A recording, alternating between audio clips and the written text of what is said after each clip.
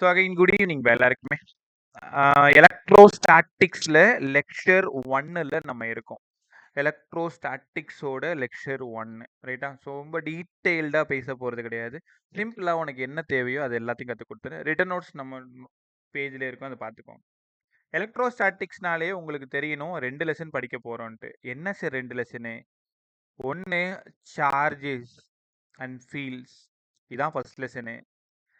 ரெண்டாவது potential and capacitance. Potential and capacitance நான் ஸ்கூலில் ஒர்க் பண்ணுற காலகட்டத்திலலாம் இப்படிலாம் கிடையாது. ஸ்டேட் போர்டில் இருக்கும் பொழுது தனித்தனியாக எல்லாம் கிடையாது. எலக்ட்ரோஸ்டாட்டிக்ஸ்னு ஒரே லெசனாக இருக்கும். இப்போ அந்த புது புக் வந்ததுக்கப்புறம் 2 லெசனாக மாற்றிருப்பாங்க. அப்புறம் எப்பயுமே என்சிஆர்டிக்கு இது 2 லெசனாக தான் இருக்கும். சார்ஜஸ் அண்ட் ஃபீல்ட்ஸ் நம்ம எப்பயும் போல் ஃபர்ஸ்ட் லெசன் செகண்ட் லெசனே படிச்சிடலாம். இது ரெண்டும் சேர்ந்து காலங்காலமாக 3 கொஷின் கேட்குறாங்க நீட்டில். எப்போவுமே நீட்டில் 3 கொஷின். இதுக்கு கூட கரண்ட் எலக்ட்ரிசிட்டி சேர்ந்ததுன்னா அது ஒரு 2, டோட்டலாக 5. ஃபஸ்ட்டு 2 லெசன்ல 5 கொஷின் தூக்கிட்டு ஓடியாந்துடலாம். 5 கொஷின்னா எவ்வளோன்னு தெரியும் உனக்கு, 20 மார்க்கு. அதனால் ரொம்ப நல்லா படிக்கணும் ரைட்டா. சார் சார்ஜை பற்றி பேசுங்க. சார்ஜ்ன்றது இட்ஸ் அ மேட்டர், ஒரு சின்ன ஒரு பொருள் மாதிரின்னு வச்சுக்கோங்களேன். இது என்ன பண்ணும், அந்த சார்ஜ் இருக்கு அப்படின்னா அதை சுற்றி எலக்ட்ரிக் ஃபீல்டு வரும். அதே சார்ஜ் ஓடுது அப்படின்னா மேக்னெட்டிக் ஃபீல்டு வரும். ஒரு சார்ஜ் ஸ்டாட்டிக்கா இருக்குன்னா around the charge electric field வரும். சார்ஜ் மூவ் ஆகுது அப்படின்னா மேக்னெட்டிக் ஃபீல்டு வரும். அதான் third lesson, moving charges and magnetic field. First லெசன்ல charge is at rest, it experiences electric field. Charge மோஷன்ல இருக்கும் பொழுது மேக்னெட்டிக் ஃபீல்டு எக்ஸ்பீரியன்ஸ் பண்ணும். சார்ஜ் டிரான்ஸ்ஃபரபிள்னு உனக்கு தெரியும். சார்ஜ்னாலே ஒன்று பாசிட்டிவ்னு எங்களுக்கு தெரியும் சார், இன்னொன்று நெகட்டிவ்னு தெரியும். பாசிட்டிவ் சார்ஜா இருந்தா அதோட வேல்யூ என்னடா, 1.6 × 10⁻⁻19 கூலும். நெகட்டிவ் சார்ஜா இருந்தா என்ன, -1.6 × 10⁻⁻19 கூலும்.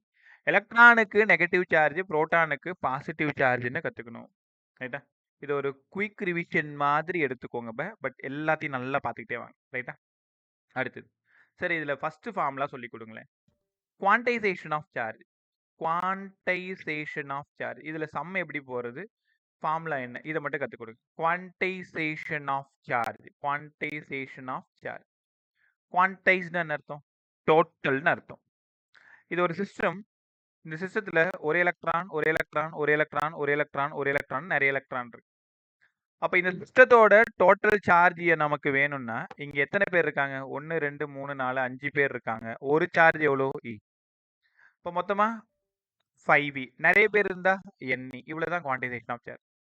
குவான்டைசேஷன் ஆஃப் சார்ஜ் அப்படின்னா அந்த சிஸ்டத்துல இருக்கக்கூடிய total amount of charge Q = NE. Q = NE ரைட்டா. இதுல ஒரு முக்கியமான விஷயம் தெரியுமா, இந்த Q ஓட வேல்யூ ஒன்று 1.6 × 10⁻⁻19 கூலுமா இருக்கும், இல்லைன்னா 3.2 × 10⁻⁻19 இருக்கும், இல்லைன்னா 4.8 × 10⁻⁻19 கூலுமா இருக்கும், இல்லைன்னா 6.4 × 10⁻⁻19 கூலுமா இருக்கும். என்ன சார் சொல்றீங்க, 1 × E, 2 × E, 3 × E, 4 × E. அப்போ it is integral multiples of least amount of charge. என்னால மல்டிப்ளை பண்ண ஒரு time of E, 2 time of E. இப்ப ஒரு E தான் இருக்குமே தவிர 1.5 E 2.5 Eலாம் இருக்காது. அப்படின்னா இது முழு நம்பரா தான் இருக்கும், 1 × 2 × 3 × அதனால தான் integral multiples of least amount of charge.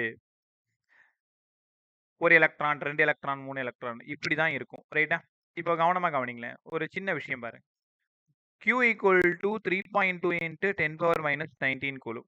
N எவ்வளவு, ஒன்றும் இல்லையா, N = Q/E. ஏன்னா Q = NE. பார்த்த உடனே சொல்லிடுவீங்க சார் அது ஏன் சொல்லிட்டு இருக்கீங்க, Nக்கு பதிலாக 2, 10⁻⁻19/1.6 × 10⁻⁻19 அடிஸ்டிக் போட்டிங்கன்னா 2ன்னு வந்துடும். அப்போ என்னோட வேல்யூ 2 கரெக்டா. ஸோ இதே மாதிரி கொஞ்சம் பார்த்துக்கிறது நல்லது. அதுக்கப்புறமா சார்ஜ்னு சொல்லிட்டீங்களே, அதுக்கான யூனிட் சொல்லி கொடுங்க. இப்பதானே சொன்னீங்க கூலும், கேபிட்டல் C கூலும்.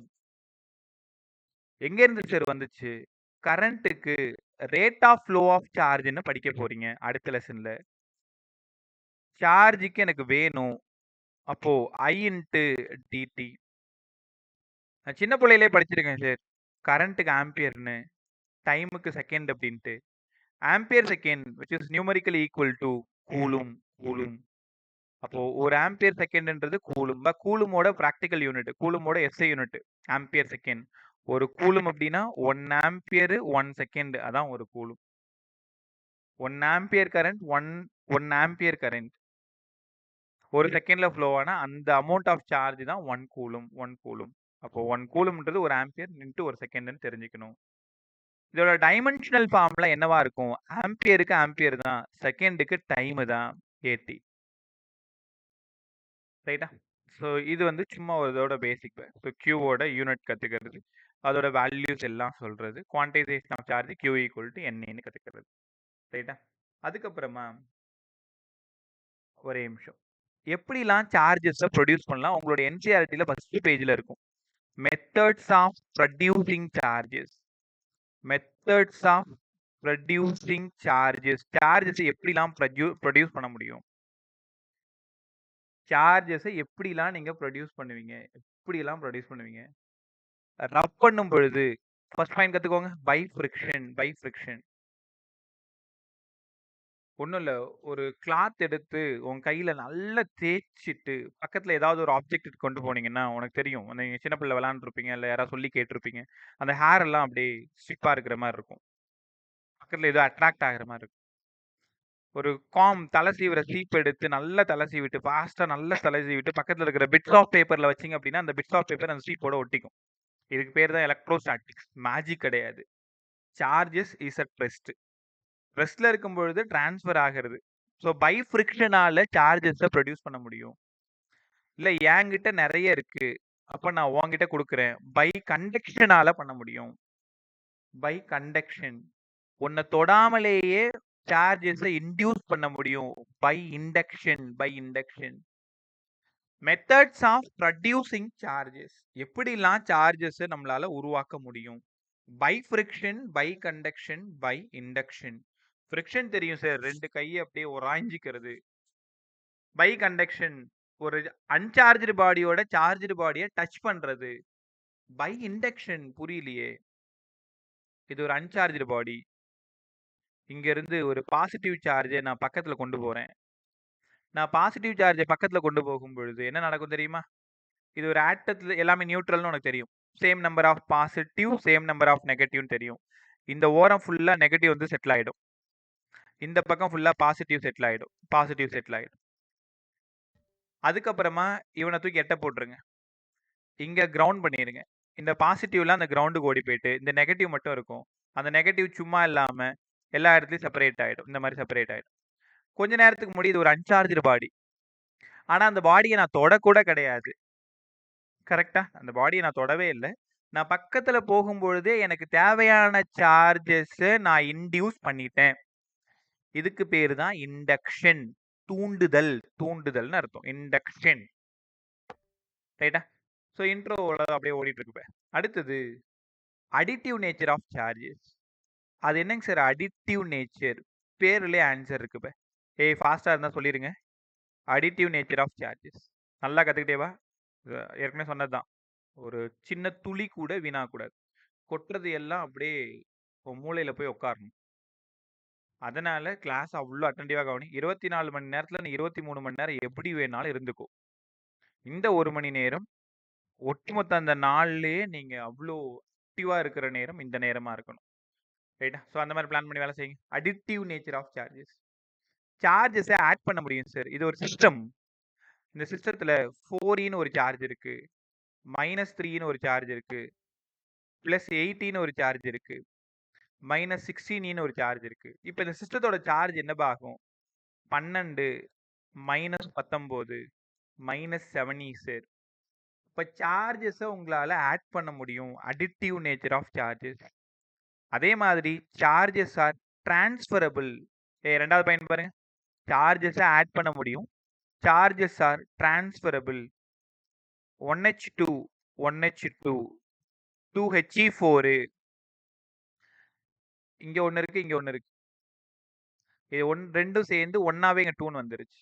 அப்ப இதானே சார்ஜ் நம்பரு. உங்க எல்லாருக்கும் தெரியும் கீழ இருக்கிறது தான் அட்டாமிக் நம்பர். அட்டாமிக் நம்பர்ன்றது number of protons contained in it. எத்தனை புரோட்டான் இருக்கோ அத்தனை எலக்ட்ரான் தான் இருக்கும்னு தெரியும்.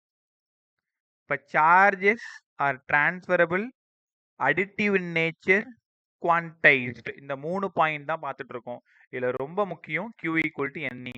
ஒரு பெரிய சம் சால்வ் பண்ணும் பொழுது இந்த சின்ன ஃபார்முலா உங்களுக்கு பெருசா ஹெல்ப் பண்ணும். டைரக்டா இந்த ஒரு ஃபார்முலாலாம் சம் கேட்க மாட்டாங்க. அவ்வளோ நீட் வந்து வீக்கா இல்ல. ஒரு பெரிய சம் சால்வ் பண்ண போறீங்க. அதுல n கொடுத்துட்டு அதுல q கண்டுபிடிச்சு அந்த q எடுத்துட்டு வந்து வேற எங்கேயோ சப்ஸ்டிட்யூட் பண்ற மாதிரி ஒரு சின்ன அணில் மாதிரி இது பயன்படும்னு வச்சுக்கோங்களேன். அப்ப q ஈக்குவல் டு NE கத்துக்கிட்டீங்களா? ஸோ அங்கிருந்து தான் நம்ம டாபிக் குள்ளார என்டர் ஆக போறோம். எலக்ட்ரோஸ்டாட்டிக்ஸ்லேயே உனக்கு நல்லா தெரிஞ்சது என்னடான்னு கேட்டா என்ன சொல்லுவேன்? சார் கூலும்ஸ் லா தெரியும் சார் சொல்லிடுவீங்க. Coulomb's law. Lingesh good evening. Good evening sir. Right பே. கூலும்ஸ் லா ஒரே நிமிஷம் நல்லா கத்துக்கங்க பே. இந்த நிறைய ஐடியா இருக்கு சம் போறதுக்கு. ஒரே ஃபார்முலால ஒட்டுமொத்த சம்மையுமே முடிச்சு விட்டுறீங்க பாருங்க. கூலும்ஸ் லா என்னங்க சார்? அதுக்கு முன்னாடி நீங்க ஒரு விஷயம் சொல்ல மறந்துட்டீங்க. சார்ஜ்னாலே நெகட்டிவ் சார்ஜ், பாசிட்டிவ் சார்ஜ்னு ரெண்டுன்னு சொன்னீங்க. சார்ஜை பத்தி சொன்னீங்களே, மாஸை பத்தி சொன்னீங்கன்னா மாஸ் ஆஃப் எலக்ட்ரான் உங்க எல்லாருக்கும் தெரியும் 9.1 into 10⁻31 கிலோகிராம். பின்னாடி நமக்கு தேவைப்படும். அங்க கேட்கும்போது சொல்லணும் மாஸ் ஆஃப் எலக்ட்ரான் 9.1 into 10⁻31. நீங்க ப்ராப்ளம் சால்வ் பண்ணும்போது இந்த 9ன்னு வச்சு சால்வ் பண்ணு. பாயிண்ட் ஒன்று கூட தூக்கிட்டு வராதீங்க. மாஸ் ஆஃப் புரோட்டான் என்னவா சார் இருக்கும்? ஒரே நிமிஷம் பாருங்க. Mass of proton 1.62 into 10⁻27 kilogram. 1.67 1.6 வந்தாலே ஓகே நம்ம. 1.67 into 10⁻27 கிலோகிராம். ரைட்டா? இது mass of proton. Charge of proton தெரியும் positive 1.6 into 10⁻19. Charge of electron தெரியும் 1.6 into 10⁻19 நெகட்டிவ்ல இருக்கும். ரைட்டா? ஓகே. இதுக்கப்புறம் தான் நம்ம எங்க போக போறோம்னா கூலும்ஸ் லா உள்ளார போக போறோம். கூலும்ஸ் லான்னா என்னங்க சார்? ஏற்கனவே இந்த இடத்துல நியூட்டன் ஒரு எக்ஸாம் எழுதியிருக்காரு. Gravitational force between the bodies Gm1 m2 by r square. First body of mass m1, second body of mass m2 r டிஸ்டன்ஸ்ல பிரிச்சு வச்சிருக்கோம். அவங்க ரெண்டு பேருக்கு நடுவுல அட்ராக்டிவ் ஃபோர்ஸ் மட்டும் தான் இருக்கும். ரிப்பல்சிவ் ஃபோர்ஸ் இருக்காது. ரைட்டா? அட்ராக்டிவ் ஃபோர்ஸ் மட்டும் தான் இருக்கும். ரிப்பல்சிவ் ஃபோர்ஸ் இருக்காது. So F equal to Gm1 m2 by r square. இது எங்க படிச்சீங்க சார்? கிராவிடேஷன்ல நாங்க ரொம்ப நல்லா படிச்சிட்டோம். செகண்ட் பெஞ்ச்ல கூலும்ஸ் உட்காந்து எக்ஸாம் எழுதிட்டு இருக்காரு. ஸோ அப்படியே அவரோட ஈக்குவேஷனை பார்த்துக்கிறாரு. மாஸுக்கு பதிலா சார்ஜ் வச்சுக்கிறாரு. ஆனா என்ன சிக்கல்னா ரெண்டு சார்ஜும் பாசிட்டிவா இருந்தா ரிப்பல் ஆகுமா? ரெண்டு சார்ஜும் நெகட்டிவா இருந்தாலும் ரிப்பல் ஆகுமா? ஒரு சார்ஜ் பாசிட்டிவ், ஒரு சார்ஜ் நெகட்டிவா இருந்தா அட்ராக்ட் ஆகும். அப்ப அவர் என்ன முடிவு பண்றாருன்னா சார்ஜஸ்க்கு நடுவுல ரிப்பல்சிவ் ஃபோர்ஸும் இருக்கலாம், அட்ராக்டிவ் ஃபோர்ஸும் இருக்கலாம்னு முடிவு பண்றாரு. அந்த ஈக்குவேஷனை அப்படியே மாடிஃபை பண்றாரு. ஃபோர்ஸுக்கு ஃபோர்ஸ் அப்படியே எழுதிக்கிட்டு அந்த ஊரு கான்ஸ்டன்ட் G, இந்த ஊரு கான்ஸ்டன்ட் K. அந்த ஊர்ல M1, இந்த ஊர்ல Q1, Q2 பை டிஸ்டன்ஸ் மாறாது. உனக்கு என்ன பிடிக்குதோ வச்சுக்கோ. R இருந்தாலும் R, இல்ல D இருந்தாலும் D, X இருந்தாலும் X. ஆனா by distance square. So F equal to K Q1 Q2 by R square. F equal to K Q1 Q2 by R square. Sir யார் அந்த K? எல்லாரும் தெரியும், எல்லாம் தெரிஞ்ச ஈக்குவேஷன் தானே இது உங்களுக்கு. So 1/4 எப்சிலான்னா Q1 Q2 by R square, Q1 Q2 by R square இல்ல D square. சரி, எல்லாம் சரிதான். இந்த எப்சிலான் நாட் யாருங்க சார்? Epsilon naught permittivity. பெர்மிட்டிவிட்டி. பிசிக்ஸ்ல எங்கெல்லாம் கீழே நாட் இருக்கோ அங்கெல்லாம் ஃப்ரீ ஸ்பேஸ்னு ஒரு வார்த்தை வரணும். ஒருவேளை அங்க நாட் இல்லைன்னா அதே பெர்மிட்டிவிட்டி தான். பெர்மிட்டிவிட்டி தான் ஏதாவது ஒரு மீடியத்தோடது இருக்கும். அதுக்கு எதுவும் வேல்யூ இருக்கா சார்? 8.854 into 10⁻−12. 8.854 into 10⁻−12. 8.854 into 10⁻−12. கத்துக்கிட்டீங்களா? ஓகே. ஒருவேளை இங்க யூனிட் கேட்டா நாங்க என்ன சார் பண்றது? எங்களுக்கு யூனிட் தெரியலையே இது வரைக்கும். எப்படி கண்டுபிடிக்கிறது? இந்த எப்சிலான் நாட்டை இந்த பக்கம் எடுத்துட்டு வந்துருங்க. 1/4 எஃப் கீழே இறக்கிருங்க. Q1 Q2 by R ஸ்கொயர்னு எடுத்துக்கோங்க. 4 யூனிட் 4 யூனிட் கிடையாது. 1/F Newton inverse. சார்ஜுக்கு ஒரு கூலும், இன்னொரு கூலும். டிஸ்டன்ஸ் மேல போயிடுச்சு, மீட்டர் பவர் -2. மனப்பாடம்லாம் பண்ணக்கூடாது. யூனிட்டை டக்குன்னு சால்வ் பண்ணி பார்த்துக்கணும். எப்சிலான் நாட்டோட value 8.854 8.854 into 10⁻⁻12 newton inverse metre power -2 coulomb square. ரைட்டா? இது அதோட யூனிட். வேல்யூ ஒழுங்கா படிச்சுக்கோங்க. ரைட். ஃபார்முலா இன்ட்ரோ முடிஞ்சுதா? இங்க பாருங்க, 2 சார்ஜ டி டிஸ்டன்ஸ்லயோ ஆர் டிஸ்டன்ஸ்லயோ பிரிச்சு வச்சிருக்கேன். அவங்களுக்கான அட்ராக்டிவ் ஃபோர்ஸோ இல்ல ரிப்பல்சிவ் ஃபோர்ஸோ கேட்டாங்கன்னா 1/4 epsilon not Q1 Q2 by R square. முக்கியமா அந்த சார்ஜ் நான் இப்ப ஏர்ல வச்சிருக்கேன். நான் ஏர்ல வச்சிருக்கேன்னு முடிக்கும் பொழுதே அடுத்த பாயிண்ட நீங்க எடுத்திருப்பீங்க. அப்ப மீடியத்துல வச்சா என்ன சார் ஆகும்? நீங்க தான் நல்லா யோசிப்பீங்கல்ல.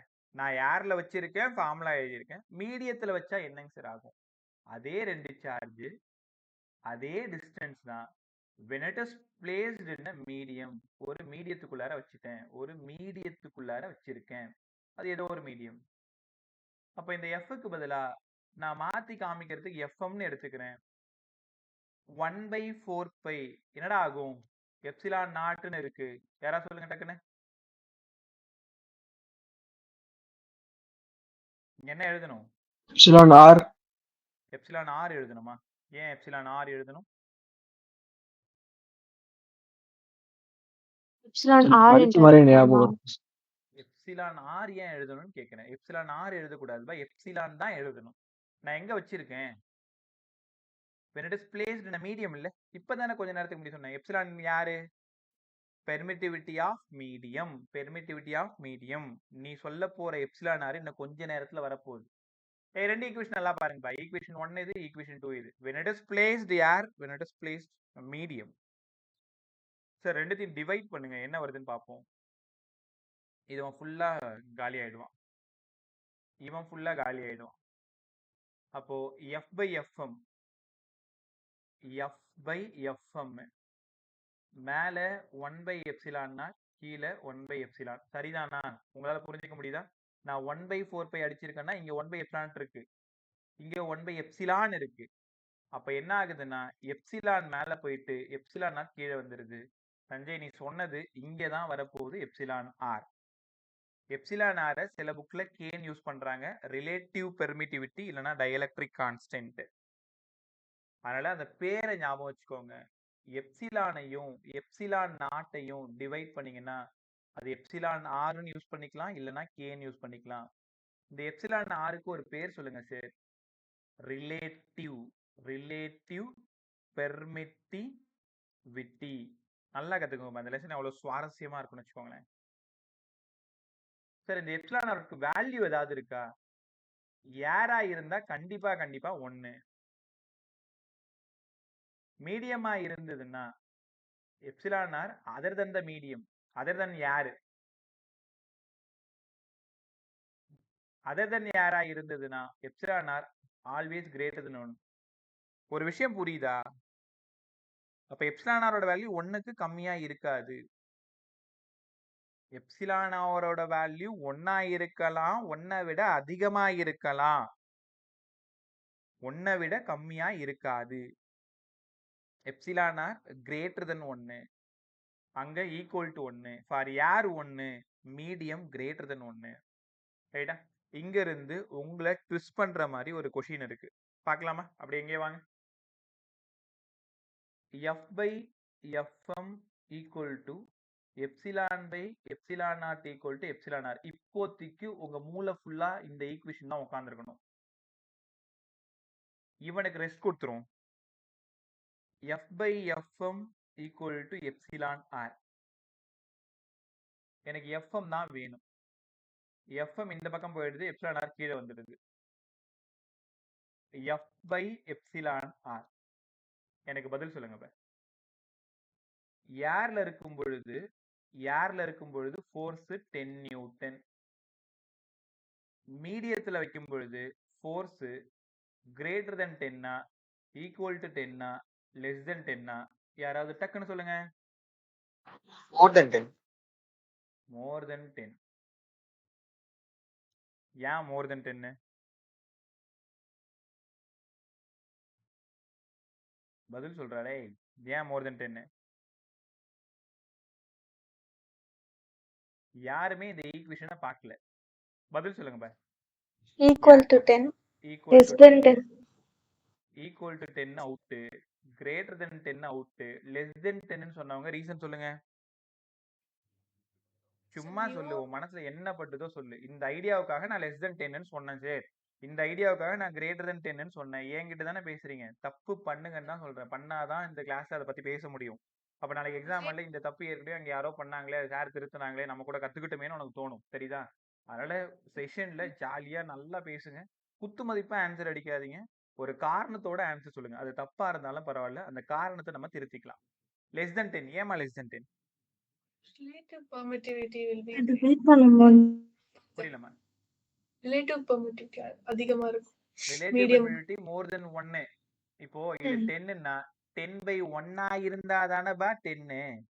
10/1 விட அதிகமா இருக்கா என்ன வரும்? எஃப்எம் கம்மியா தானே வரும். ஸோ தங்கங்களா நல்லா தெரிஞ்சுக்கோங்க. F always greater than FM, FM always less than F. இந்த ஒரு விஷயத்தை புரிஞ்சுக்கிறதுக்கு தான் நான் இவ்வளோ நேரம் இங்க சுத்திட்டு இருந்தேன். நல்லா கத்துக்குங்க. நான் சொல்றது அப்படியே கற்பனையா யோசிச்சு பாருங்க. உன்னோட ரைட் ஹேண்ட்ல ஒரு சார்ஜ் இருக்கு, உன் லெஃப்ட் ஹேண்ட்ல ஒரு சார்ஜ் இருக்கு. ரெண்டுத்தையும் 1 மீட்டர் டிஸ்டன்ஸ்ல ஏர்ல பிரிச்சு வச்சிட்டீங்களா? இப்ப ஃபோர்ஸை கால்குலேட் பண்றீங்க. 10 நியூட்டன் வருது. அதே 2 சார்ஜை கையில பிடிச்சுக்கோங்க.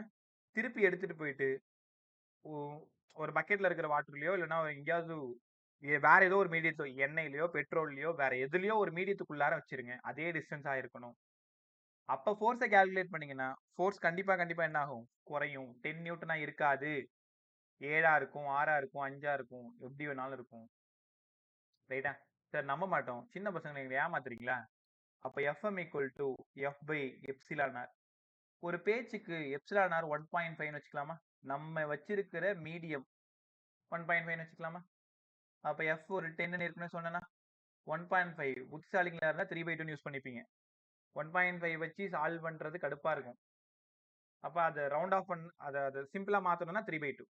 அந்த 3/2 மேல போயிடுச்சுன்னா 20/3 ஆயிடும். இதை சால்வ் பண்றது ஈஸி உனக்கு. கரெக்டா? ஸோ 1 3 3 6 3 18 6 பாயிண்ட்ல வருது சார். ஏற்கனவே 10ல இருந்தது, இப்ப 6ல இருக்கு. இந்த கொஸ்டின் அப்படியே எப்படி கேட்பாங்கன்னா லாஜிக்கா கேட்பாங்க. when two charges placed in the air, now the force is F. when it is placed same distance but different medium கேட்கும் பொழுது what is the relation between force in air to the force in medium னு கேட்பாங்க. Fக்கும் Fmக்கும் relation கேட்பாங்க. ஆப்ஷன்ல இந்த மாதிரிலாம் option இருக்கும். எந்த ஆப்ஷன் ரைட்டு? பார்த்ததும் தெரியுது சார். Option 1 right. எஃப்எம் கம்மியா இருக்கணும். ரைட்டா? ஸோ நல்லா கற்றுக்கிட்டீங்களா? எஃப்எம் கம்மியா இருக்கணும். ரைட். அடுத்தது இந்த மாடல் எல்லாருக்கும் புரிஞ்சிச்சுல? அப்படியே கொஸ்டினா சொல்லித்தரேன். இங்கே வாங்க அப்படி. சரி, ஒருவேளை அந்த எஃப்பும் எஃப்எம்மும் ஈக்குவலா இருக்கணும்னா என்ன சார் பண்ணணும்?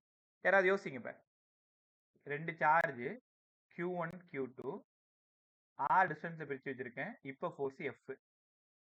அதே 2 சார்ஜ் அதே டிஸ்டன்ஸ் வேற ஒரு மீடியத்துல வச்சுட்டேன். Force FM. இப்ப உனக்கு நல்லா தெரியும் எஃப்பும் எஃப்எம்மும் ஈக்குவலா இருக்காது. எஃப்பும் எஃப்எம்மும் ஈக்குவலா இருக்காது. ஆனா நான் உன்கிட்ட என்ன கேட்கிறேன்னா, எஃப்பும் எஃப்எம்மும் ஈக்குவலா இருக்கணும்னா நீங்க என்ன பண்ணணும்? எஃப்பும் எஃப்எம்மும் ஈக்குவலா இருக்கணும்னா என்ன பண்ணுவீங்க? கண்டிப்பா சார்ஜை மாத்தக்கூடாது. அதே சார்ஜ் தான் இருக்கணும். இப்ப சொல்லுங்க. டிஸ்டன்ஸ் என்ன பண்ணணும்? ரெடியூஸ் பண்ணணுமா இன்க்ரீஸ் பண்ணணுமா? புரியல பே. Reduce. ஏன் ரெடியூஸ்? ஏன்னா Sir, ஃபோர்ஸ்ல இருக்கும்பொழுது mediumல. ஆமாம்ப ம். ஏர்ல இருக்கும்பொழுது 10 இருக்குன்னா அதே 10 கண்டிப்பா இங்க இருக்காது. அப்ப கிட்ட வந்தாதான் அந்த 10 வரதுக்கு வாய்ப்பு இருக்கு. அப்படின்னா மீடியத்துல இருக்கிறதோட டிஸ்டன்ஸ குறைக்கணும். காரணம் புரியுதா? R டேஷா மாத்தணும். ரைட்டா? ஒரு சூப்பரான ப்ராப்ளம் உங்களுக்காக வெயிட் பண்ணிட்டு இருக்கு. அப்படியே என் பின்னாடியே வாங்க. F equal to K வேணாம் 1/4 pi epsilon naught Q1 Q2 by R square. இது ஏர்ல இருக்கும் பொழுது மீடியத்துல இருக்கும் பொழுது 1/4 pi எப்சிலான். ஏன்னா மீடியத்துல இருக்கு சார். இங்க Q1 Q2 by R dash square. R யாரு ஏர்ல இருக்கும் பொழுது டிஸ்டன்ஸ். R dash மீடியத்துல இருக்கும்போது டிஸ்டன்ஸ். கண்டிப்பா R dash கம்மியா தான் இருக்கணும் R விட. அப்பதான் அதே ஃபோர்ஸ் நமக்கு கிடைக்கும். யாரெல்லாம் தேவையில்லையோ அவங்க எல்லாம் அடிச்சு தூக்கி போட்டுருங்க. தெரியாம இந்த ஆரையும் அடிச்சு கூடாது. R ஸ்கொயர் இது R dash ஸ்கொயர். அப்படியே ரெசிப்ரோக்கல் எழுதுங்க சார். லெஃப்ட்ல ஆர் ஸ்கொயர் எப்சிலான் நாட் இருக்கு, ரைட்ல எப்சிலான் ஆர் டேஷ் ஸ்கொயர் இருக்கு. கரெக்டா? யாரை தேடி நம்ம போயிட்டு இருக்கோம்? இந்த ஆர் டேஷ தேடி தான் போயிட்டு இருக்கோம். ஆர் டேஷ தேடி போயிட்டு இருக்கோம். அந்த ஆர் டேஷ் வேணும்னா என்ன சார் பண்ணணும்? இப்ப இன்னும் ஒரு சின்ன ட்விஸ்ட் கதையில. இந்த எப்சிலானை உடைச்சிருங்க. எப்சிலான் நாட் எப்சிலான் ஆர் தானே ஆர் டேஷ் ஸ்கொயரா? எப்படி சார்? கொஞ்ச நேரத்துக்கு முன்னாடி தான் படிச்சோம் epsilon by epsilon naught equal to epsilon ஆர்னு படிச்சோம். எப்சிலான் இங்கே இருக்கு, எப்சிலான் நாட் இந்த பக்கம் போயிடுச்சுன்னா இந்த ஈக்குவேஷன் கிடைச்சிரும். இவங்க ரெண்டு பேரையும் முடிச்சு விட்டுருங்க. கடைசியா நம்ம தேடி வந்தது ஆர் டேஷ தேடி வந்துட்டு இருக்கோம். அவனை ஒரு பக்கம் வச்சுக்கோங்க. ஆர் ஸ்கொயர் பை எப்சிலான் ஆறு. ஆர் டேஷ் தான் தேவை. R by root of epsilon ஆறு. இது சில புத்தகங்கள்ல ரூட் ஆஃப் கேன்னு இருக்கும். ரைட்டா? ஸோ என்ன சார் சம் இது? R dash equal to r by root k. மேல பார்த்த எதுவும் உனக்கு ஞாபகம் இல்லைன்னா பரவாயில்ல. இப்போ நான் ஒரு ஐடியா சொல்றேன். ஐடியா மட்டும் கேட்டுக்கோங்க. ரெண்டு சார்ஜ் ஆர் டிஸ்டன்ஸ்ல பிரிச்சு வச்சிருக்கேன். Force 10 Newton. அதே ரெண்டு சார்ஜ் எந்த டிஸ்டன்ஸ்ல வச்சா எனக்கு 10 நியூட்டன் வரும்? என்ன பண்ணணும்? ஏற்கனவே இருக்கிற டிஸ்டன்ஸ் நீங்க ஒரு மீடியத்துல வைப்பீங்கல்ல. இது ஒரு மீடியம் தானே. இந்த மீடியத்தோட எப்சிலான் ஆர் இருக்குல்ல, இல்லைன்னா கே இருக்குல்ல, எப்சிலான் ஆர் அல்லது கே, அதை ரூட் எடுத்து டிவைட் பண்ணீங்கன்னா ஒரு டிஸ்டன்ஸ் வரும். ஒரு பேச்சுக்கு இந்த கேவோட வேல்யூ 4ன்னு வச்சுக்கலாமா? இந்த கேவோட வேல்யூ 4, இந்த ஆரோட வேல்யூ 10 மீட்டர். ஒரு பேச்சுக்கு ஆரோட வேல்யூ 10 மீட்டர். அப்ப 10 பை ரூட் 4 அப்படின்னா 5. அப்ப என்ன அர்த்தம்? அதே ஃபோர்ஸ் உங்களுக்கு கிடைக்கணும்னா டிஸ்டன்ஸை ரெடியூஸ் பண்ணணும். அப்ப முக்கியமா அங்க இருக்கிற மீடியத்தோட ரிலேட்டிவ் பெர்மிட்டிவிட்டி உங்களுக்கு தேவைப்படுது. ரிலேட்டிவ் பெர்மிட்டிவிட்டிக்கு ரூட் எடுத்து ஏற்கனவே இருக்கிற டிஸ்டன்ஸ்ல இந்த ரிலேட்டிவ் பெர்மிட்டிவிட்டியை டிவைட் பண்ணீங்கன்னா உனக்கு ஆர் டேஷ் கிடைச்சிரும். அப்போ உனக்கு தெரிய வேண்டிய ரொம்ப முக்கியமான equation r dash equal to r by root k. R dash equal to r by root k. ரைட்டா? ரெண்டு கேஸ்.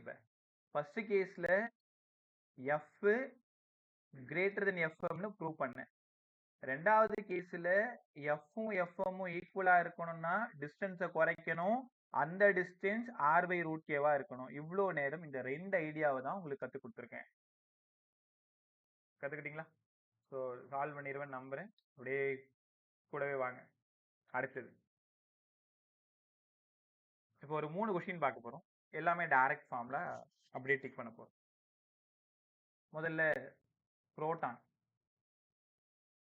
இன்னொன்னு எலக்ட்ரான்.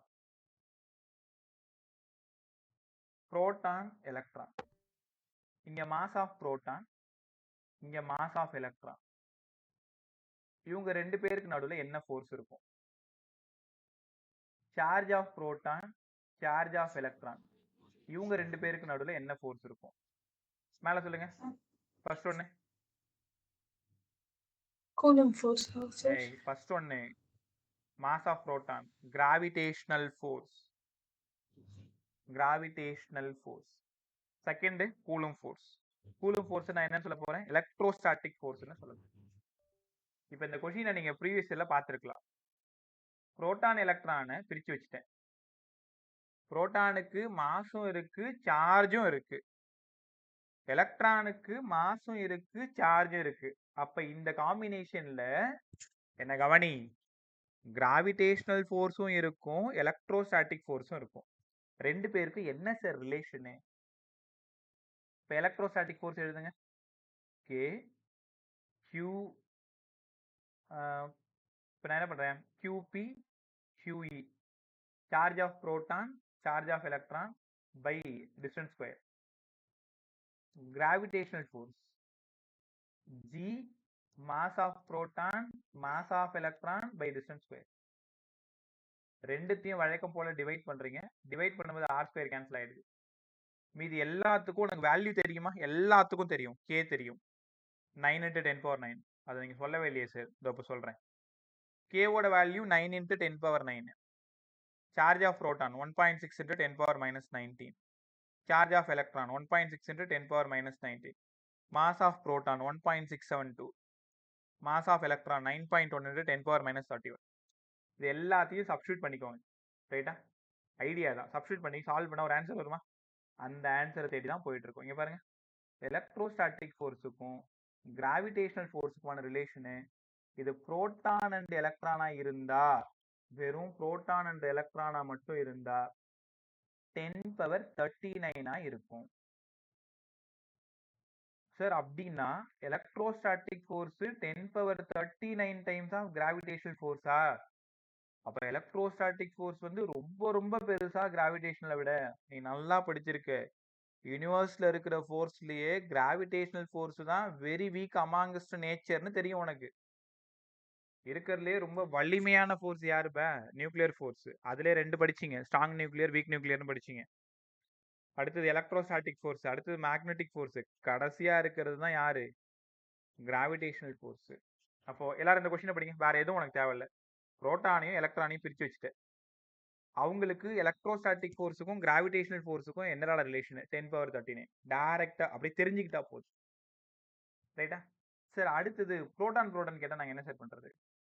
ஒரு புரோட்டானையும் இன்னொரு புரோட்டானையும் பிரிச்சு வச்சுட்டீங்க. அப்ப கண்டிப்பா ரெண்டுத்துக்கும் மாஸ் இருக்கும், அதனால கிராவிடேஷனல் ஃபோர்ஸ் இருக்கும். ரெண்டுத்துக்கும் சார்ஜ் இருக்கும், அதனால எலக்ட்ரோஸ்டாட்டிக் ஃபோர்ஸ் இருக்கும். வழக்கம் போல FE/FG அதே ஃபார்முலா தான்.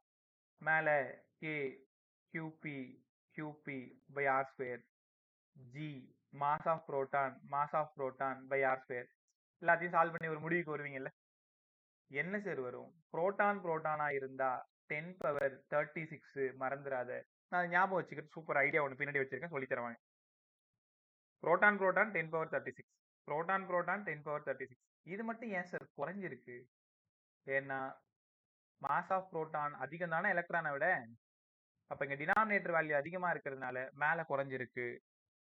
10⁻39 சொன்னா புரோட்டானுக்கு எலக்ட்ரானுக்கும் ரெண்டுமே புரோட்டானா இருந்தா 10⁻36. அடுத்தது ரெண்டு பேருமே எலக்ட்ரானா இருந்தா என்ன சார் பண்றது? ஒரு எலக்ட்ரானையும் இன்னொரு எலக்ட்ரானையும் ஆர் டிஸ்டன்ஸ்ல பிரிச்சு வச்சிருக்கோம். Mass of electron, charge of electron. அவங்க ரெண்டு பேருக்கும் எலக்ட்ரோஸ்டாட்டிக் ஃபோர்ஸும் இருக்கும், கூலும் ஃபோர்ஸும், கிராவிடேஷனல் ஃபோர்ஸும் இருக்கும். ரேஷியோ எடுத்தீங்கன்னா 10⁻42. ரைட்டா? 10⁻42. ஏன் சார் இதுக்கு மட்டும் குறையுது ரொம்ப? 10⁻42 ரொம்ப மேக்ஸிமம் ஏன் போயிருக்கு? ஏன்னா இங்க பாருங்க, மேல K Q1 Q2, கீழே G mass of electron. Mass of electron உனக்கு தெரியும், ரொம்ப கம்மின்னு தெரியும், 10⁻−31. அதனால மேல போகும்போது அதிகமா போயிடுது, 42. ரைட்டா?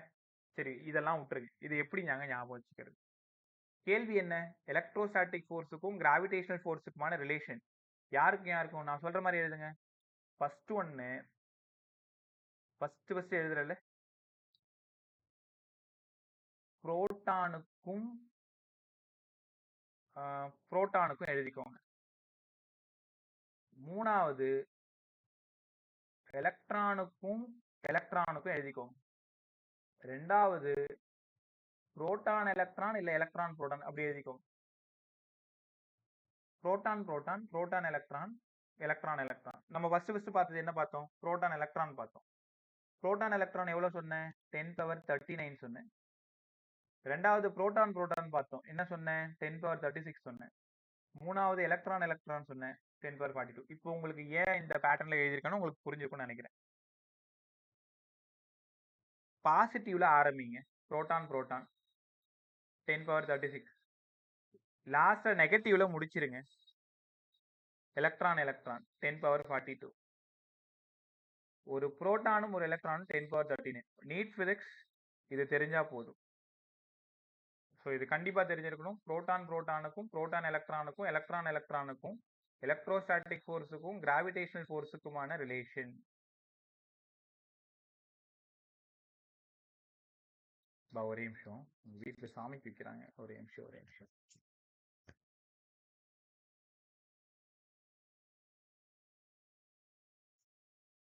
ரைட். ஸோ அவங்க அந்த பக்கம் போயிட்டாங்க, நம்ம இந்த பக்கம் போகலாம். Proton proton proton electron electron electron இந்த ரேஷியோ ஒழுங்கா படிச்சு முடிச்சியா? ரைட். அடுத்தது சரி, கொஞ்ச நேரத்துக்கு முன்னாடி கே பத்தி பேசுனீங்க, ஆனா சொல்லவே இல்லையே. பட் நான் ஒரு முக்கியமான விஷயம் இப்ப பேச போறேன். கேவோட வேல்யூ 1/4πε0. இதோட வேல்யூ 9 × 10⁻9. ரைட் தானே? 9 × 10⁻9. யூனிட் எங்க சார் இருக்கு? எப்சிலான் நாட்டுக்கு என்ன யூனிட் போட்டீங்க? ஞாபகம் இருக்கா உங்களுக்கு? எப்சிலான் நாட்டுக்கு மனப்பாடம் பண்ண முடியாது, அதனால போட்டு பார்த்து தான் போடணும். எனக்கு நல்லா ஞாபகம் இருக்கு. Newton inverse m⁻⁻2 coulomb square. அப்ப 9 × நீங்க இந்த யூனிட்ல தப்பு பண்ணிடக்கூடாது. வெறும் எப்சிலான் நாட் கேட்டாங்கன்னா இதான் யூனிட். கே கேட்டாங்கன்னா இங்க இருக்குல்ல, அப்படியே மேல போயிடுமா? Newton m², கூலும்⁻². வித்தியாசத்தை புரிஞ்சுக்கோங்க ரெண்டுத்துக்கும். எப்சிலான் நாட்டோட யூனிட் இங்க எழுதியிருக்கிறது, அது 1/ஆ இருக்கிறதுனால மேல போகும். மேல போனா மைனஸ் எல்லாம் பிளஸ் ஆயிடும், பிளஸ் எல்லாம் மைனஸ் ஆயிடும். அப்போ கண்டிப்பா எல்லாருக்கும் தெரியும் 9 × 10⁻9 தெரியும். பக்கத்துல யூனிட்டை சுற்றல்ல விட்டுருவாங்க. அப்ப அதுக்கு ரொம்ப கேர்ஃபுல்லா நீங்க என்ன பண்ணணும்? யூனிட்டை ஒழுங்கா பார்த்து வச்சுக்கணும். 9 × 10⁻9னாலே நியூட்டன் m², கூலும்⁻². எப்சிலான் நாட் அப்படின்னா அப்படியே ரிவர்ஸ் பண்ணி போட்டுக்கோங்க. சரி, வேற ஏதோ சொல்றேன்னு சொன்னீங்களே, இங்க பாருங்களேன். கேக்கு பதிலா 1/4πε0. இப்ப எப்சிலான் நாட் வேணும்னா இந்த 8.854 × 10⁻−12 சால்வ் பண்றது கஷ்டமா இருக்கும். நான் ஒரு ஐடியா சொல்லவா? ப்ராப்ளம் சால்வ் பண்ணும்பொழுது ரொம்ப ஈஸியா சால்வ் பண்றதுக்கு ஒரு சின்ன வழி இருக்கு. இனிமேல் எப்சிலான் நாட் இடத்துல நீங்க 8.854 சப்ஸ்டியூட் பண்ண வேண்டாம். அதை விட ஈஸியா கேன்சல் பண்ற அளவுக்கு ஒரு சின்ன ட்ரிக். அப்ப எப்சிலான் நாட்டுக்கு 1/4πk யூஸ் பண்ணலாமா? 1/4πk பதிலா 9 × 10⁻9 ஆயிடுமா? அப்போ எப்சிலான் நாட்டுக்கு இந்த வேல்யூ சப்ஸ்டியூட் பண்ணீங்கன்னா கண்டிப்பா கொடுக்குற கொஸ்டின்ல மேல பை இருக்கும். இந்த பையும் மேல இருக்கிற பையும் கேன்சல் ஆகுற மாதிரி ஆயிடும். அப்படி இல்லைன்னா இன்னொரு ஷார்ட் ஐடியா சொல்றேன். மேல பை இல்லைன்னா என்ன சார் பண்றது? π/4π² 9 × 10⁻9. என்ன சார் பண்றீங்க? மேல ஒரு பை கீழே ஒரு பைனா இந்த π² பத்தி கவலைப்படாத, இது 10. உங்களுக்கு தெரியுமா π² வேல்யூ 10? என்ன போட்டு பாரு, ஃபுல்லா 3.14 தான் மட்டும்தான் உனக்கு தெரியும். அதுக்கு பக்கத்துல 6 டிஜிட் இருக்கும். கால்குலேட்டர்ல சயின்டிபிக் கால்குலேட்டர் வச்சிருந்தா π² அடிச்சு பாரு, கரெக்டா 10ல வந்து நிக்கும். அப்ப 10ன்னு சொல்லும் போது ஈஸியா கேன்சல் பண்ணலாம்ல. மேல 3.14 மல்டிப்ளை பண்றது ஈஸி தானே, டிவைட் பண்றது தானே கஷ்டப்படுவீங்க. இதெல்லாம் ப்ராப்ளம் சால்வ் பண்ணும்பொழுது பிராக்டிஸ்ல திரும்ப திரும்ப கத்துக்கிட்டீங்கன்னா உங்களோட டைம் அவ்வளோ குறையும். அப்ப இனிமேல் எப்சிலான் நாட்டுக்கு இந்த நம்பரை சப்ஸ்டியூட் பண்றதை விட்டுட்டு அங்க இருக்கிற கொஸ்டினை பொறுத்து எப்சிலான் நாட் ஈக்குவல் டு 1/4π 9 × 10⁻9 எதா இருந்தாலும் ஈஸியா 9ல சால்வ் பண்ணலாம். 10⁻9 மேல போயிடுச்சுன்னா -9 போயிடுது. 4ஆல சால்வ் பண்ணலாம். இங்க π² ஆயிடுச்சுன்னா 10ன்னு ஆயிடும். அப்ப சால்வ் பண்றது எல்லாமே ரொம்ப ஈஸியா போயிடும்ல. கத்துக்கிட்டீங்களா? ரைட். ஸோ அப்படியே உள்ள வந்துருங்க. ஆக்சுவலா இன்னைக்கு ஒரு கிளாஸ்ல ஃபோர்ஸ் முடிக்கிறதே கஷ்டம். அவ்வளோ இருக்கு ஃபோர்ஸ்ல சம். ஃபோர்ஸ் ரிலேட்டட் நியூமரிக்கல்ஸ் பாருங்க. எப்படிலாம் சார் சம் கேட்பாங்க? F = K Q1 Q2/R². நான் 2 மாடல் சம் இங்க சொல்லி தரேன், நல்லா கத்துக்குங்க. இந்த Q 3 கூலும், இந்த Q 4 கூலும். இந்த டிஸ்டன்ஸ் 1 மீட்டர். இப்போ ஃபோர்ஸ் என்னவா இருக்கும்னு நினைக்கிறேன்? F equal to K 3 coulomb 4 coulomb by 1 12K. ரைட்டா? இல்லை 12 into 9 into 10 power 9 சால்வ் பண்ண ஒரு ஆன்சர் வந்துடும். ரைட்டா? என் கொஷின் அது இல்லை. நான் என்ன பண்ணுறேன்னா, இந்த டிஸ்டன்ஸ் இருக்குல்ல, இந்த டிஸ்டன்ஸை பாதி ஆக்கிடுறேன். நான் சார்ஜை டிஸ்டர்ப் பண்ணல. என்னோட ஃபர்ஸ்ட் கொஸ்டினை கவனிங்க. நான் சார்ஜை டிஸ்டர்ப் பண்ணல, ஆனா டிஸ்டன்ஸை பாதி ஆக்கிடுறேன். இப்ப இந்த நியூ ஃபோர்ஸ் என்னவா இருக்கும்னு கேட்கிறேன். இந்த மாதிரி சம் அதை எப்படி சால்வ் பண்றது? முதல்ல ஃபோர்ஸ் கண்டுபிடிச்சுக்கோங்க. ஃபோர்ஸுக்கு K Q Q by R square, ரெண்டு சேம் சார்ஜ்னு வச்சுக்கோங்களேன். ரெண்டு சேம் சார்ஜ், R டிஸ்டன்ஸ்ல பிரிச்சு வச்சிருக்கேன் F. அதே சேம் சார்ஜை R/2 டிஸ்டன்ஸ்ல குறைச்சிட்டா ஃபோர்ஸ் என்னங்க சார் ஆகும்? இது F தானே? F டாஷ் கண்டுபிடிங்க. K Q Q ஸ்கொயரா இருக்கிறதுனால R ஸ்கொயர் பை 4 மேல போயிடுச்சா? முன்னாடி ஆப்ஷன் ஆன்சர் இருக்கு, எனக்கு பதில் சொல்லுங்க. அப்ப F டாஷ் ஈக்குவல் என்ன வரும்? F டாஷ் ஈக்குவல் என்ன வரும்? 4F. அவ்வளவுதான். F dash equal 4F. இதுதான் சம் எலக்ட்ரோஸ்டாட்டிக்ஸ்ல. ரொம்ப ஈஸியா சால்வ் பண்ணலாம். சார்ஜ் டிஸ்டர்ப் பண்ண மாட்டான், டிஸ்டன்ஸ் என்ன பண்ணிடுவான்? பாதி ஆக்கிடுவான். ரைட்டா? இந்த சம் சொல்லுங்க. இப்ப when two same charges separated by a small distance r, at this time force is F. அதே சார்ஜ் 2r டிஸ்டன்ஸ் கொண்டு போயிட்டா நியூ ஃபோர்ஸ் என்னவா இருக்கும்? அப்ப நீங்க என்ன பண்ணணும்? ஃபர்ஸ்ட் F கண்டுபிடிக்கணும்.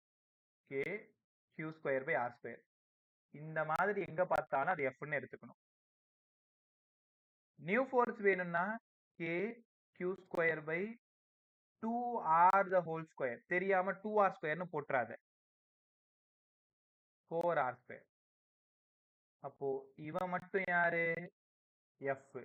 அப்ப நியூ ஃபோர்ஸ் வேணும்னா F by 4. கத்துக்கிட்டீங்களா? அப்போ K Q square by R square எங்க இருக்குன்னு பாருங்க, அதை அப்படியே F மாத்திக்கங்க. அப்ப F by 4. இந்த மாதிரி டிஸ்டன்ஸை மட்டும் மாத்தி சம் கேட்கலாம். இல்லைன்னா இங்க பாருங்க, when two charges separated by a small distance r, அப்ப force வந்து F. the charges are twice. Charges are twice. the distance remaining same, find the new force ன்னு கேட்பாங்க. யாரா சொல்ல முடியுமா? டக்குன்னு சொல்லுங்களேன். ஈஸியா 4F. எக்ஸலன்ட். 4F. உனக்கு நல்லா தெரியும் டிஸ்டன்ஸை அவங்க டிஸ்டர்ப் பண்ணல. அப்ப F is proportional to Q square. இங்க F dash is proportional to 2Q 4Q square. Q square இருக்க வேண்டிய இடத்துல F 4F. அப்ப F dash equal to 4F. தெரியுதா? அப்படியே பார்த்ததும் நம்ம போட்டுடலாம். இப்ப டிஸ்டன்ஸை சேஞ்ச் பண்ணி மட்டும் பண்ணா சம் போட தெரியும், சார்ஜை மட்டும் டிஸ்டர்ப் பண்ணாலும் சம் போட தெரியும். அடுத்த சார்ஜ் பாருங்க. இந்த சம் எல்லாம் கரெக்டா சால்வ் பண்ணி சொல்லுங்க. when two charges separated by a small distance r, now the force is F. charges are halved and distance twice, find the new force. இது ஒன்னோட கொஸ்டின், டக்குன்னு சொல்லுங்க. சார்ஜஸ் பாதி ஆயிடுது, டிஸ்டன்ஸ் டபுள் ஆயிடுது.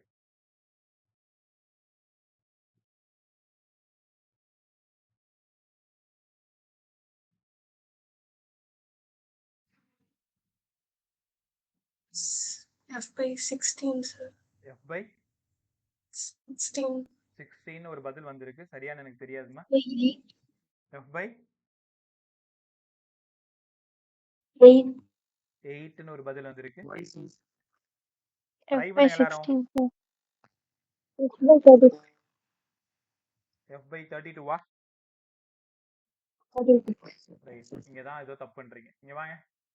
யார் சொன்னது கரெக்டா இருக்கு செக் பண்ணிடு. டேய் ஃபர்ஸ்ட் ஃபோர்ஸ் எந்த பிரச்சனையும் இல்ல. K Q square by R square இருந்தா ஃபோர்ஸ். இப்போ நம்ம K Q square by R square பார்த்தா F ன்னு போட்டுடலாம். ஃபார்முலா எழுதுங்க. F டாஷ் வேணும்னா K. ஃபர்ஸ்ட் சார்ஜ் ஹால்விடு, ரெண்டாவது halved, distance doubled 4R square. ரைட்டா? நீ என்ன பண்ணணும், எல்லாம் அந்த சால்வ் பண்றத தவிக்கிறீங்க. இந்த Qவும் இந்த Qவும் மேல Q ஸ்கொயர் ஆயிடுது. இந்த 2 2s are 4 கீழே இங்க இறங்கிடும். 4 into 4R square KQ square by 16R square. இவனை பார்த்தாலே தெரிஞ்சிருச்சு F. அப்ப F dash equal to F by 16. இதான் சம்மு. F by 16 right. F by 8 என்ன தப்பு பண்ணீங்க? சொல்லலையா சார்? புரியலமா? 3Rன்னு சொல்லலையா? 3R இல்லையமா, ட்வைஸ்ன்னு தானே சொன்னேன். Okay sir. ட்வைஸ்ன்னு சொன்னமா, ட்வைஸ்ன்னு சொன்னேன். உன் காதுல த்ரைஸ்ன்னு விழுந்துருச்சா? அப்படியே த்ரைஸ்ன்னு விழுந்தா கூட இது 9R ஸ்கொயர் 36 அப்படின்னா 36ன்னு வந்துடும். நீ த்ரைஸ்ன்னு போட்டது கரெக்ட், பட் என்னோட கொஷின் ட்வைஸ். ரைட்டா? நீ சால்வ் பண்ணதெல்லாம் ரைட்டு. த்ரைஸ்ன்னு வச்சு அதே 32 வரைக்கும் கொண்டு வந்திருக்கீங்க. ரைட்டா? இந்த ஒரு சம் மட்டும் சால்வ் பண்ணிருங்க, அப்படியே போயிடலாம். when two charges separated by a small distance are charges are doubled, distance halved, find the new force. டக்குன்னு சொல்லுங்க பார்க்கலாம், நிறைய டைம் எடுத்துக்காது. 16F. 16F ஆ?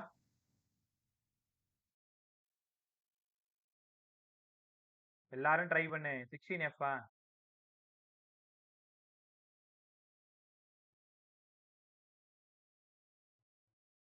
முதல்ல F எழுதிக்க போறீங்க. KQ square by R square. உடனே அதே ஃபார்முலால போட்டுக்கேன். F டேஷா K. இந்த Qக்கு பதிலா சார்ஜஸ் ஆர் டபுள்டு. அப்ப 2Q. Distance halved R by 2 the whole square. முடிஞ்சு போச்சா? K 4Q square by R square by 4 மேல வந்துருச்சு. 16 KQ square by R square. அதனால 16 times of F. இப்படிதான் சம் இருக்க போகுது. இதுல ஈஸியா நீங்க டிக் பண்ணிட்டு போயிட்டே இருக்கலாம். ரைட்டா? சரி, நம்ம அடுத்த மாடல் போவோமா? இதுல நிறைய சொல்லி கொடுத்துட்டேன். டிஸ்டன்ஸை குறைக்கிறது, சார்ஜை டபுள் ஆக்குறது, இல்ல சார்ஜை டிஸ்டர்ப் பண்ணாம டிஸ்டன்ஸை மட்டும் மாத்துறது, இந்த மாதிரி எப்படி வேணாலும் கேட்கலாம். அதனால அதுக்கு தகுந்த மாதிரி சம்க்கு நீங்க ரெடியா இருக்கணும். இல்ல direct formula, direct substitution. 1/4 epsilon naught Q1 Q2 by R square. Q1 equal to 4 coulomb, Q1 equal to 8 coulomb. Distance between them is 2 meter. Find the force. ஒண்ணுமே இல்லை, அப்படியே டைரக்டா போட்டுப்பீங்க. 9 into 10 power 9 4 coulomb 8 coulomb by distance ஸ்கொயர்னா 4 metre. இந்த 4ம் 4ம் போயிடுச்சு. 9 8s are 72 into 10 power 9 Newton sir. மறந்துடக்கூடாது. கேட்கலாம் தாராளமா. உனக்கு இந்த செக்ஷன் A 35 கொஸ்டின்ல இந்த மாதிரி கொஸ்டின் தாராளமா நீங்க பார்க்கலாம். நீ நினைக்கிற மாதிரி 45 கொஸ்டினும் உன்னை போட்டு கடுமையா கஷ்டப்படுத்துற மாதிரிலாம் இருக்காது. இந்த மாதிரி நடுவுல சின்ன சின்ன சம்ஸ் ரொம்ப ஈஸியா வரும். அதுல கவனக்குறையும் இல்லாம அதை மட்டும் நம்ம பொறுக்கி எடுத்துட்டு வந்துட்டா கூட ஒரு நல்ல ஸ்கோர் வாங்கிட்டு ஓடியாந்துடலாம். ரைட்டா? அடுத்தது பேர் principle of superposition principle. அடுத்த டாபிக் கவனிங்க, கொஞ்சம் வேகமா ஓடிட்டு இருக்கும். அப்படியே வாங்க. Principle of superposition principle. இது கண்டென்ட் மட்டும் நடத்தணும்னா ஒரு 4 கிளாஸ் ஈர்த்து கிடாச்சிருவேன். பேரலா சம்மும் போகணுன்றதுனால தான் கொஞ்சம் டைம் எடுத்துக்கிறோம். பரவாயில்ல, நல்லா கத்துக்கிட்டே போகலாம். Principle of superposition principle. Superposition principle தேவையில்ல. சூப்பர் பொசிஷன் பிரின்சிபல் அப்படின்னா என்னங்க சார்? இங்க Q1ன்னு ஒரு சார்ஜ் இருக்கான், இங்க Q2ன்னு ஒருத்தவன் இருக்கான், இங்க Q3ன்னு ஒருத்தவன் இருக்கான், இங்க Q4ன்னு ஒருத்தவன் இருக்கான், இங்க Q5ன்னு ஒருத்தவன். இதுல இந்த Q2 என்ன பண்ணும்னா இந்த Q1 மேல ஒரு ஃபோர்ஸை கொடுக்கும். அப்ப எப்படி எழுதுவீங்க? F12ன்னு எழுதுவீங்க. ஏன் சார் F12? ஃபோர்ஸ், என் வார்த்தையை கவனி, on 1 by 2. Force on 1 by 2. அப்ப இங்க F13, இங்க F14, இங்க F15. என்ன அர்த்தம்? ஒரு இளிச்சவாயம் மேல சுத்தி இருக்கிற எல்லாரும் சேர்ந்து அடிக்கிறது, தாக்குறது. இதுக்கு பேர் தான் சூப்பர் பொசிஷன். தமிழ்ல மேற்பொருந்துதல், மேற்பொருந்துதல் தத்துவம்னு அர்த்தம். ஒரு சார்ஜ் மேல மத்த எல்லா சார்ஜும் சேர்ந்து ஃபோர்ஸ் கொடுக்கிறது. அப்ப F1 மட்டும் வேணா என்ன சார் பண்றது? F12, F13, F14, எத்தனை பேரும் அனுப்புவான். அடுத்தது என்ன நடக்கும்னு நினைக்கிறீங்க? அப்படியே இப்ப 1 முடிச்சு விட்டாங்களா, எல்லாரும் இந்த 2வது திரும்பி பார்ப்பான். இந்த ஃபர்ஸ்ட் என்ன பண்ணும்? 2வது மேல ஒரு ஃபோர்ஸ் கொடுக்கும். Force on 2 by 1, force on 2 by 3, force on 2 by 4, force on 2 by 5. அப்ப வழக்கம் போல F2 கேட்டாங்கன்னா F21, F22 போட முடியாது ஒன்னால, F23 தான் எழுத முடியும். ஏன்னா செகண்ட் அது மேலே எப்படி ஃபோர்ஸை கொடுத்துக்கும்? F24, F25. இதுக்கு பேர் தான்பா சூப்பர் பொசிஷன் பிரின்சிபல். ஒரு சார்ஜ் மேல மத்த எல்லா சார்ஜும் சேர்ந்து ஃபோர்ஸை கொடுக்கும். அதே மாதிரி அங்க இருக்கிற எல்லா சார்ஜையுமே எல்லா சார்ஜ் மேலேயும் ஃபோர்ஸை கொடுக்கும். இதுக்கு பேரு சூப்பர் பொசிஷன் பிரின்சிபல். ரைட்டா? இதுல சம் எப்படி சார் வரும் அதை சொல்லுங்க, பாத்துருவோமா? இதுக்கு நீங்க வெக்டார் நல்லா தெரிஞ்சுக்கணும். வெக்டாருக்கு R vector equal to P vector plus Q வெக்டார்னு எங்களுக்கு தெரியும் சார். ரிசல்டன் கண்டுபிடிக்கிறது, ஒரு வெக்டார் பி வெக்டார், இன்னொரு வெக்டார் கியூ வெக்டார், இது ரெண்டும் சேர்ந்து நமக்கு ஒரு ரிசல்டன் வெக்டார் கிடைக்குமே. ஆர் ஈக்குவல் டு ரூட்டா P square plus Q square plus 2pq cos theta. இதான் ரிசல்டன் கண்டுபிடிக்கிற ஃபார்முலா. தெரியும் இல்லையா எல்லாருக்கும்? இதை வச்சுக்கிட்டு தான் இன்னைக்கும் நாளைக்கு நம்ம வேலை செய்ய போறோம். ஃபோர்ஸுக்கும் ஃபீல்டுக்கும் ரெண்டுத்துக்குமே ஒர்க் பண்ண போறோம். பார்த்துருவோமா? கவனமா கவனிங்களேன். ஐடியா புரியலன்னா என்கிட்ட சொல்லிடு, நான் ஃப்ரீயா நான் ஜாலியா சொல்லித்தரேன். இங்க பாருங்க, சம் நம்பர் 1 கிட்டத்தட்ட அரௌண்ட் 10 சம் கிட்ட போட போறோம். 16 கூலும்னு ஒரு சார்ஜ், 16 கியூன்னு ஒரு சார்ஜ். இங்க இருந்து 4r டிஸ்டன்ஸ்ல இன்னொரு சார்ஜ் கியூ. இங்க இருந்து 3r டிஸ்டன்ஸ்ல இங்க ஒரு சார்ஜ் இருக்கு, 9q இருக்கு.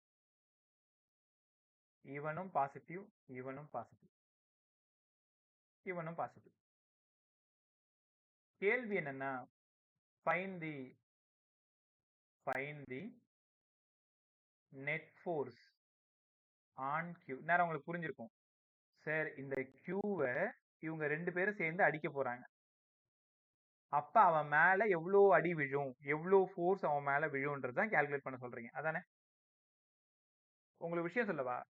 ரெண்டுமே பாசிட்டிவா இருந்தா ரிப்பல்சிவ்.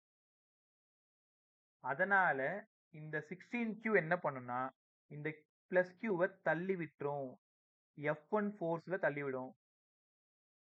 இந்த 9qவும் பாசிட்டிவ். புரியலன்னா ஒண்ணுமே பண்ண முடியாது, கவனமா கத்துக்கிட்டே வாங்க. 9q பாசிட்டிவ், அது என்ன பண்ணும்னா இவனை இந்த பக்கமா தள்ளி விட்டுரும், F2. அப்ப அவன் எந்த பக்கம் போவான்? இந்த பக்கம் போய் விழுந்துருவான். இதான் ரிசல்டன்ட். யோசிச்சு பாரு. இப்ப இதுதான் வந்து ஒரு தேர்னு வச்சுக்கோங்களேன், தேர் இல்ல ஏதோ ஒரு பாடி.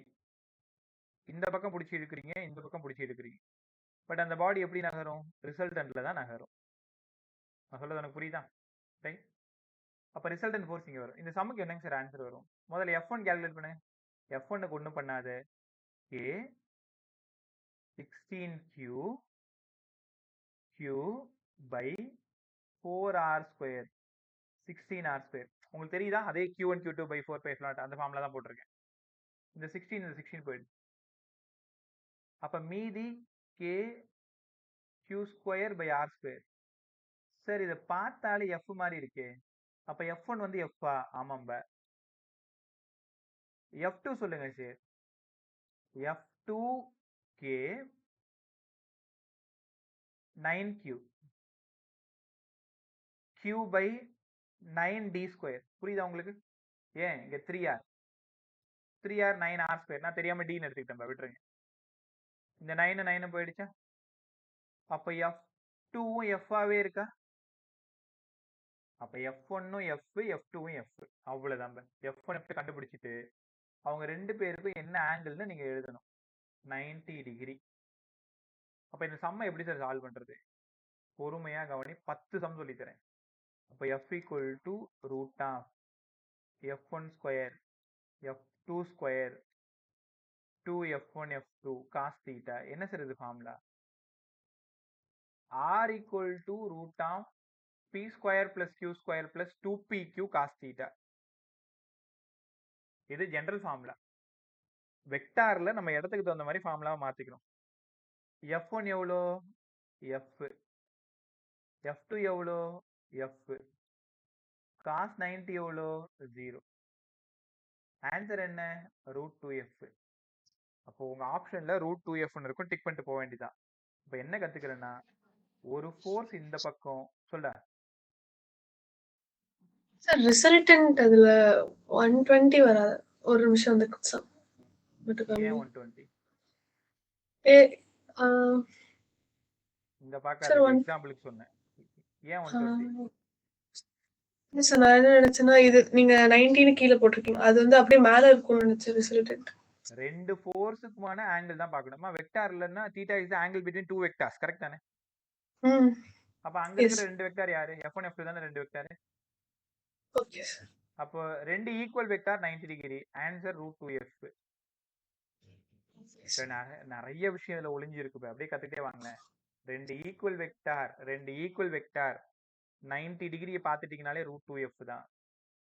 இந்த சம் உங்களுக்கு எவ்வளவு புரிஞ்சிருக்கும்னு எனக்கு தெரியல. அதனால இதே ஒரு மாடல் இன்னொன்னு சொல்லி தரேன், பொறுமையா பாரு. நீங்களே ஐடியா சொல்லுங்க. இந்த ஒரு சம் போதும், மீதி எல்லாம் நாளைக்கு பார்த்துக்கலாம். இந்த இடம் +16q.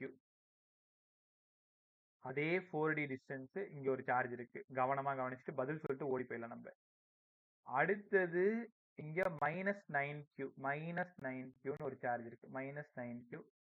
இந்த distance 3d distance. Find the net force on small q ன்னு கேக்குறேன். யாராவது சொல்லுங்க, f1 ஓட டைரக்ஷன் எங்க இருக்கும்? இதுவும் பிளஸ், இதுவும் பிளஸ். f1 ஓட டைரக்ஷன் டவுன், அப், ரைட், லெஃப்ட். சொல்லுங்க. டவுன்வர்ட்ஸ். ஓகே. f2 ஓடது இங்க -9q ன்னு இருக்கு. இந்த இடம் லெஃப்ட், இந்த இடம் ரைட். ஓகே. f2 ஓட direction right side. Right side. ஏன்னா அட்ராக்டிவ். ஒரு மைனஸ் இந்த பிளஸ் என்ன பண்ணும்? ஈர்க்கும், அட்ராக்ட் பண்ணும். அப்ப -9q என்ன பண்ணும்? இந்த பிளஸ் கியூவை அட்ராக்ட் பண்ணும். எங்க வீட்டுக்கு வாடா, இன்னைக்கு பிரியாணி வச்சிருக்கோம், சாப்பிட்டு போலான்னு கூப்பிடும். இந்த 16q என்ன பண்ணும்? அவனை எதிரி மாதிரி அடிச்சு துரத்தி விட்டுரும். இப்ப ரிசல்டன்ட் எங்க இருக்கும்னு நினைக்கிறீங்க?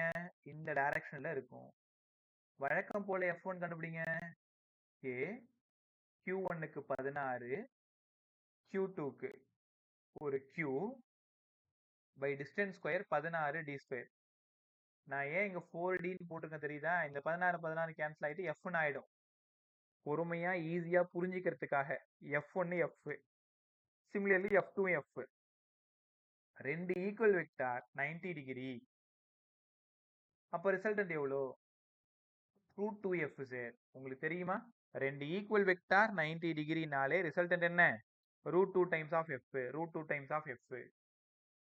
எடுத்துக்கிட்டீங்களா? பதில் சொல்லுங்க. இதே கொஷின்ல சார்ஜஸை மாத்துறேன்.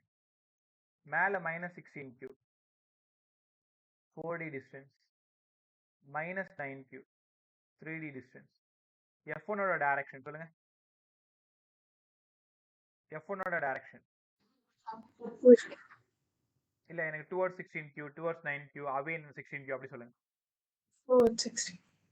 சத்தமா சொல்லுங்க. Towards 16q. ஓகே. f2 ஓட டைரக்ஷன் டுவர்ட்ஸ் 9. இங்க f2 ஓட வேல்யூ என்ன? ரெண்டுமே f. ஆங்கிள் என்ன? 90. ரிசல்டன் என்ன?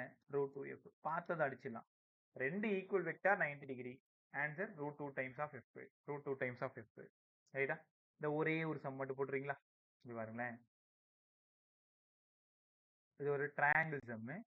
இது ட்ரையாங்கிள் மாதிரி இல்லை, பரவாயில்ல, அட்ஜஸ்ட் பண்ணிக்கோங்க. இது Q, இது capital Q, capital Q. Equilateral triangle எல்லா டிஸ்டன்ஸும் D. Find the net force on Q. எல்லாமே ப்ளஸ், எல்லாமே ப்ளஸ். இப்போ இந்த சம்ம நான் கற்றுக் கொடுக்குறேன், அப்படியே கற்றுக்கோங்க. இந்த ப்ளஸ் Q என்ன பண்ணுன்னா, இந்த Q மேலே ஒரு ஃபோர்ஸை கொடுக்கும். அந்த ஃபோர்ஸோட டைரக்ஷன் இந்த பக்கமாக இருக்கும், F1s. ஏன்னா தள்ளும், ரெண்டுமே பாசிட்டிவ். இந்த ப்ளஸ் Q என்ன பண்ணுன்னா, இந்த பக்கமா ஒரு ஃபோர்ஸை கொடுக்கும், F2. இந்த ஆங்கிள் உங்களுக்கு நல்லா தெரியும், 60. அப்படியே மேலே இருக்கிறவன் 60. F1ஓட formula K capital Q small q by D square. இவனை பார்த்தா F மாதிரி இருக்கு sir. F2 value K Q by D square. ஏன்னா K இந்த Q பை இந்த டி ஸ்கொயர், அதுவும் F. இப்போ ரிசல்டன்ட் எங்கடா இருக்கும்? இந்த டைரக்ஷன்ல இருக்கும் ரிசல்டன்ட், F net சொல்லவா? நீங்க எப்ப ரெண்டு ஈக்குவல் வெக்டார் 16 பார்த்துட்டீங்களோ ஆன்சர் √3f.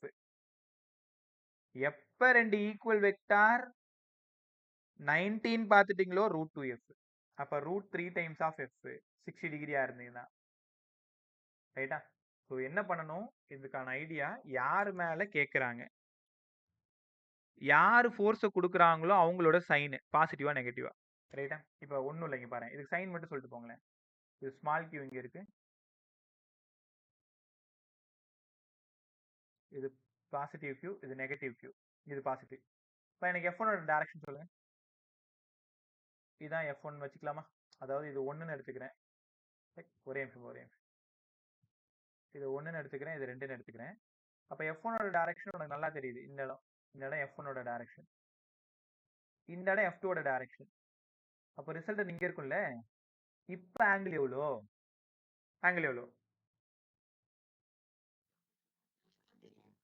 ரெண்டு ட்ரையாங்கிள் கணக்கு தெரியுதா? ஆங்கிள் எவ்வளோ? 120. 120. உங்களுக்கு இன்னொரு ரகசியம் இருக்கு பாருங்களேன். வழக்கம் போல F1 F தான், F2 F தான். ரெண்டு ஈக்குவல் வெக்டார், F1 F தான், F2 F தான். 120 டிகிரியில் ஆக்ட் ஆனா கவலையே படாத, ஆன்சர் அங்க இருக்கிற ஒரு F. சூப்பரா இல்ல? ரெண்டு ஈக்குவல் வெக்டார் 90 டிகிரி, √2f. ரெண்டு ஈக்குவல் வெக்டார் 60 டிகிரி, √3f. ரெண்டு ஈக்குவல் வெக்டார் 120 டிகிரி, f. அவ்வளவுதான், டிக் பண்ணிட்டு போயிட்டே இருக்கலாம்.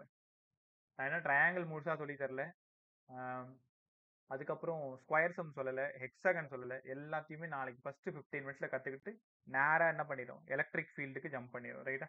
இன்னைக்கு டைம் போனதே தெரில, அவ்வளோ ஃபாஸ்ட்டாக ஓடியாச்சு. நிறைய விஷயம் கற்றுக்கிட்டோம் இல்லையா? ரைட்.